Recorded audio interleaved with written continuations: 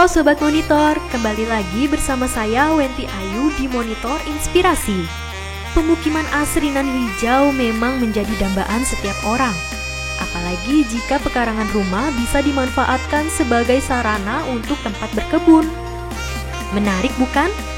Nah, kali ini Monitor Inspirasi mengunjungi pemukiman Kompleks Pabuaran Indah di Kecamatan Cibinong, Kabupaten Bogor, Jawa Barat. Tahu nggak sih Sob? Hampir semua rumah warga di kawasan ini dipenuhi berbagai macam tumbuhan hijau. Ada yang tertata rapi ditaruh di dalam pot, ada juga tanaman yang digantung dan dibiarkan merambat di teras rumah. Jenisnya beragam, mulai dari sayuran hidroponik, tanaman hias, ataupun tanaman obat.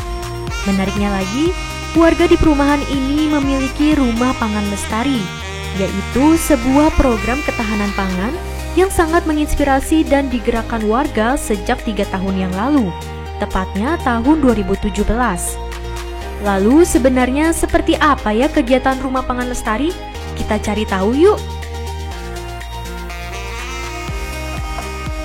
Assalamualaikum Pak Abu. Waalaikumsalam. Aduh Pak Abu, seger banget ini kayaknya Pak Abu. Alhamdulillah. Pak Abu kita salaman dulu. Gimana sehat Pak Abu? Alhamdulillah. Alhamdulillah. Ini apa ini Pak Abu? Ini hidroponik Oh, sampong. hidroponik. Ya, kebetulan kita lagi mau panen sebentar lagi ini. Dan kita udah tanam ini umur 1 bulan. Oh gitu. Nah, Sobat Monitor, saat ini saya sedang berada di Rumah Pangan Lestari dengan pendirinya Pak Abu.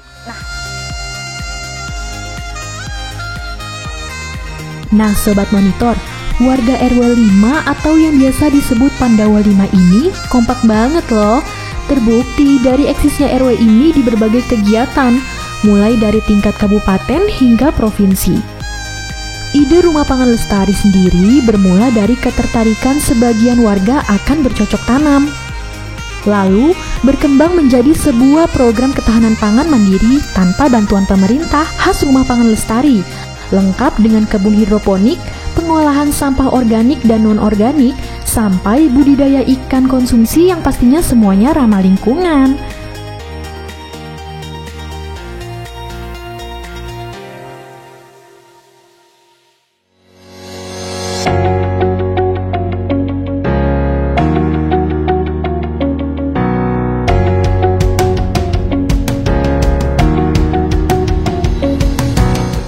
Sudah menjadi ikon di lingkungan RW 05 ini adalah salah satunya adalah hidroponik ya. Hidroponik. Gitu. Ini sangat menarik sekali ya Pak. Ya. Oh ya, mungkin ini bisa menjadi salah satu inspirasi buat Sobat Monitor nih Pak. Ini gimana sih Pak cara menggerakkan atau mengajak para ibu-ibu atau warga-warga sekitar untuk mengembangkan ini semua Pak, Rumah Pangan Lestari? Prinsipnya begini ya. Kalau kita ingin menggerakkan warga untuk bisa berpartisipasi itu adalah mereka akan lihat hasilnya dulu. Lihat hasil dulu. Ya, jadi pertama harus ada motor. Di lingkungan itu ada motor yang orang memang kerja secara ikhlas, rela untuk bisa dinikmati bersama. Begitu melihat hasilnya udah bagus, lama-lama mereka akan tertarik. Sehingga begitu ketertarikan, kita harus akomodasi, kita harus fasilitasi supaya kebersamaan ini tidak hanya sebatas niat. Jadi kita bikin bersama-sama.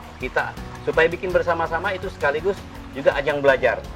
Sehingga begitu mereka memahami bagaimana yang tadinya ibu-ibu itu hanya bisanya panen, misalnya hanya melihat gedenya, tapi daripada saat nyemai pun dari benih itu seperti ini contohnya. Ini dari ibu-ibu. Ini kangkung. Kangkung. Iya. Jadi mereka ini ibu-ibu yang hasilnya. Begitu udah besar, udah tumbuh 3 daun, baru nanti bapak-bapak yang terlibat untuk nanam di sini. Jadi nggak cuma ibu-ibu, nggak cuma bapak-bapak, tapi semua terlibat. Mulai dari proses awal sampai akhir. Ngomong-ngomong kekompakan Rumah Pangan Lestari dan warga Pabuaran Indah berbuah produk-produk yang menarik loh. Ada Let's Go alias lele siap goreng, kerajinan tangan dari barang bekas, sampai jus tanaman samhong atau yang dikenal masyarakat luas dengan sebutan sawi keriting. Wah, menarik dan inspiratif banget nih. Pastinya nyaman kan punya lingkungan yang kompak, kreatif, dan inovatif. Tadi saya bilang kan, Begitu kita udah begitu udah kita panen, supaya punya nilai tambah lagi, dibikinlah jus. Ini yang tadi tanaman hidroponik itu ya Pak? Hidroponik samhong. Samhong. Jusnya ini ada empat rasa. Ada rasa nanas, ada rasa timun, ada rasa wortel, ada rasa tomat. Aduh, sehat sekali ya Pak Bu. Ini dijual ke warga. Kita mau coba untuk bisa juga jual keluar gitu ya. Jus samhong. Nah, kalau lele ada lagi yang tadi kita cerita. Lele siap goreng. Let's go. Mereknya Let's Go. Lele siap Ini goreng. dari hasil budidaya ikan yang di dalam ember tadi, Mbak Wenti. Jadi ini memang hasil yang luar biasa ya. Sangat jadi luar biasa Pak Bu. Gitu. Pak Bu, kalau ini apa nih Pak Bu? Nah, jadi kita nggak cuma bicara pangan.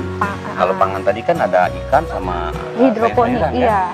Kita juga ada namanya zero waste. Jadi kita ada target namanya zero waste. Jadi ada pengolahan sampah.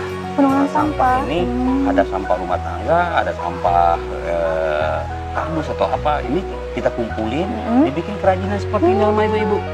Nah, dibikin Tas gitu ya Pak Bu ya. Ya, ini bekas kopi, susu Milo.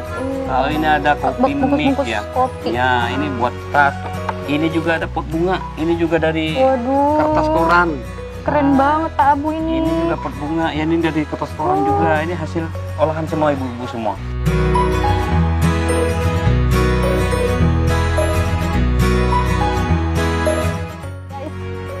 Kita dikasih kesempatan nih buat muter-muter kompleks warga sama Pak Abu ya Pak Bu. Gimana nih Pak Bu? Ini ya, ini. Ya, ini warga punya inisiatif di rumahnya. Ini nggak cuma satu warga ya, hampir semua warga di sini punya tanaman ini. Ini hidroponik. Jadi di depan di rumah buat dikonsumsi sendiri bisa, buat hiasan juga bisa. Kalau ada tamu, beliau ini juga dikasih nih oleh-olehnya buat tamu. Kan senang sekali kan? Seneng banget. Gitu. Ini salah satu contoh memanfaatkan ruang yang sempit tapi bisa menghasilkan 54 tanaman. Coba kalau kita misalnya di tanah datar, butuh berapa lahan? Iya, kan? butuh banyak pastinya lahan. Ini contohnya lagi. Ini tadinya cuma got. Tapi di atasnya kita dibangun nih. Inisiatif warga depan rumahnya dibangun hidroponik. Nah, di sini kangkung, ini ada tomat, ada terong, semua ada di sini. Kebutuhan mereka semua bisa dihasilkan dari hanya pekarangan rumah yang sangat sempit. Gitu ya. Mantap Pak. Iya. Ada program ini ya, penghijauan ya. Hijau royo-royo namanya. Hijau royo-royo. Ada istilah hijau royo-royo. Gitu. Salah satu yang kita manfaatkan adalah lahan sempit, tapi bisa membuat taman vertikal. Kita dibangunlah ini vertical garden. Jadi namanya vertical garden. Ini setiap 4 jam sekali dia akan menyiram tanamannya berdasarkan timer yang udah disetting di situ. 4 jam sekali selama 10 menit dengan nyiram. Dari sini juga jadi untuk yang di atas yang vertical garden itu ditanam sama bunga Wenti.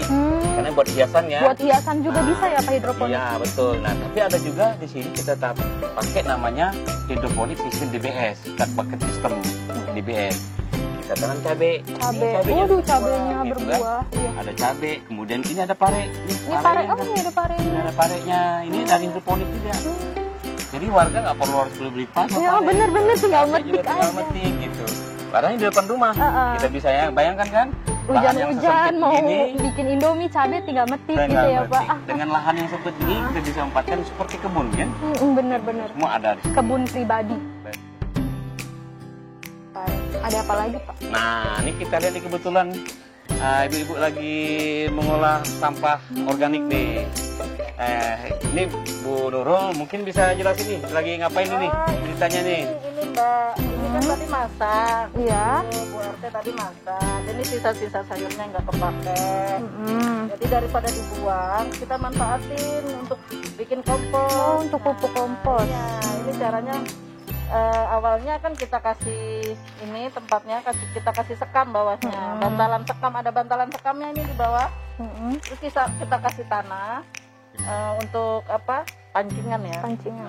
Nah baru deh kita kasih sisa-sisa sayur. Tapi kalau di keranjang ini namanya takakura, sistem takakura, kita rajang-rajang biar Sistem dia, takakura. biar dia cepet hancur. Takakura itu apa ya Bu? takakura itu bahasa Jepang namanya keranjang. Keranjang. Sistemnya pakai keranjang.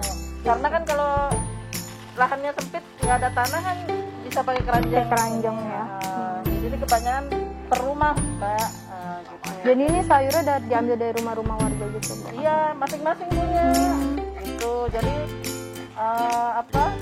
praktis lah, jadi nggak buang sampah. Iya benar, nggak. Itu ya, jadi pembuangan Bisa akhirnya, dimanfaatin gitu. Iya, jadi sedikit ke pembuangan ke tempat pembuangan akhirnya jadi sedikit nggak penuh dengan ini bisa dimanfaatkan. Kita pisahkan sampah dapur ya, itu khususnya yang daun-daunan gitu ya. Bekas-bekas masak gitu ya, Bu. Betul, itu kita olah dan kita olah pengumpulannya seminggu 3 kali, hari Senin, Rabu dan Sabtu.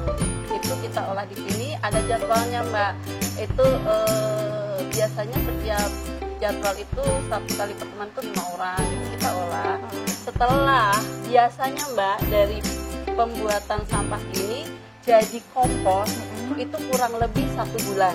1 bulan. Betul. Didiemin dulu gitu ya, Bu? Iya, didiemin. Kan udah membusuk tuh Mbak. Kalau udah membusuk biasanya udah terjadi kok ini jadi komposnya seperti apa gitu. Itu biasanya baunya udah nggak ada. Oh, udah nggak ada. Udah nggak ada bau, biasanya udah berupa tanah gitu ya. Nah itu kita Bisa siap untuk dipakai untuk tanaman.